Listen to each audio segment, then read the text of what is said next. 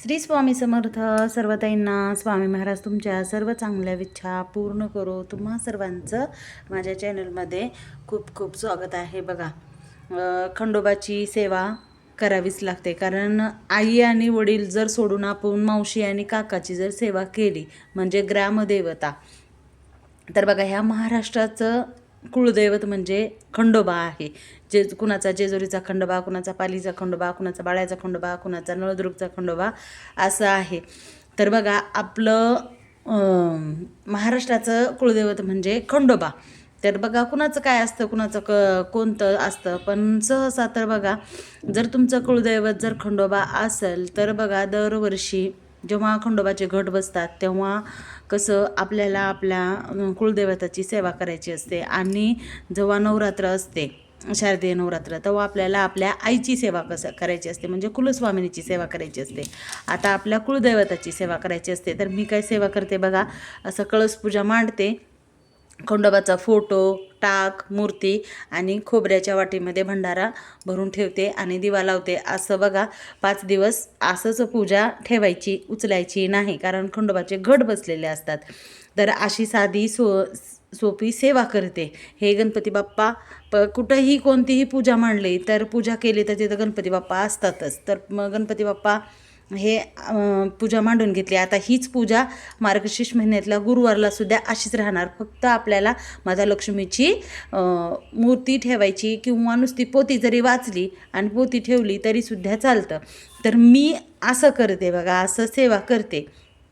तर बघा आपलं कुळदैवत जर असेल खंडोबा, तर तुम्ही तुमचं जे काही कुळदैवत असेल तर कुलदेवाची सेवा करावी लागते. जसं कुलस्वामिनीची करतो तसं कुळदैवताची सेवा करावं लागत असते. कारण मावशी काकाची सेवा केली तर काही त्याचं फळ भेटत नसतं. कारण आपले आई वडिलाला सोडून मावशी काकाची म्हणजेच ग्रामदेवता, म्हणजे बघा महादेव आले, हे आपण महादेवाचे सोमवार करतो, हे करतो, ते करतो, बाकीचे जे सेवा करतोत ना, तर ते करण्यापेक्षा ते पण करा, मी नाही म्हणत नाही, परंतु आपल्या कुलदैवताचं, कुलदेवी आणि कुलदैवताची आधी सेवा करून मग दुसरी सेवा करायची. तर बघा आता खंडोबाचे घट बसलेत, तर अशी सेवा करते मी. आणि ही माझी रोजची देवपूजा, म्हणजे आजची देवपूजा. आज विकत आणले फुलं, असं घरगुती भेटले नाही. तर बघा ज्यांचं कुळदैवत खंडोबा आहे त्यांना जर काही अशा असतात की त्यांना त्यांचं कुळदैवतच माहीत नाही, का भरपूर अशा ताई आहेत, दादा आहेत, त्यांना त्यांचं कुळदैवत माहीत नाही. तर काय करायचं माहिती आहे का, जर कुळदैवत माहीत नसेल तर काय करायचं, बघा आता सटीचा महिना आहे आणि पुस महिना पण असतो. सटीचा महिना आणि पुस महिना असतो, 2 महिने असतात. 2 महिन्यामध्ये 11 रविवार होत असतात. तर काय करायचं, 11 रविवार करायचे आणि 11 मल्हारी सप्तशतीचे पाठ करायचे, उपवास धरायचा. जर स्वप्नामध्ये एकदम पिवळे जर हळदीचे खोंब जर आले तर समजून जायचं तुमचा कुळदैवत हा खंडोबा आहे जेजुरीचा, म्हणून समजून जायचं. कारण कसं असतं, पिवळे खोंब येतातच. ज्याला जर तुमचं कुळदैवत खंडोबा असेल तर 100% तुमच्या स्वप्नामध्ये तुम्हाला दृष्टांते देणारच. कारण चांगले मोठे मोठे खोंब येतात, किंवा भंडारा येतो, अशी खोबरवाटी येते, अशी हळदीनं भरलेली, भंडाऱ्यानं भरलेली खोबऱ्याची वाटी येते, असंच येते, सेम असं येते. हळदीची खोंब येतात किंवा खंडोबा दर्शन देतो. पण तुम्हाला ह्या 11 रविवार होईपर्यंत 100% तुमचं कुळदैवत तुम्हाला माहीत पडतं.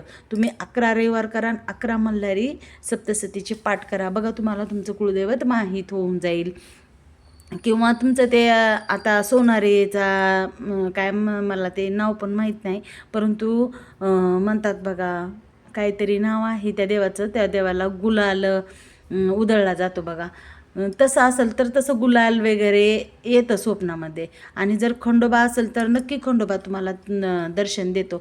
आणि ज्या घरामध्ये बघा मुलाचं वडिलाचं पटत नाही, तर नक्की समजून जायचं की आपल्याला आपल्या कुलदैवताची सेवा होत नाही. आणि 12 वर्षाचा मुलगा होईपर्यंत सहकुटुंब सहपरिवार एकदा जाऊन खंडोबाचा मानसन्मान करायचा असतो.